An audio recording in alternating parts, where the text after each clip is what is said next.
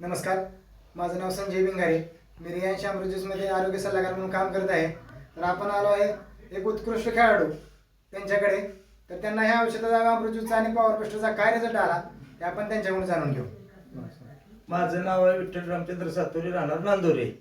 मला या औषधाचा रिझल्ट चांगला 70 ते 80% ह्या प्रमाणात आलेला आहे.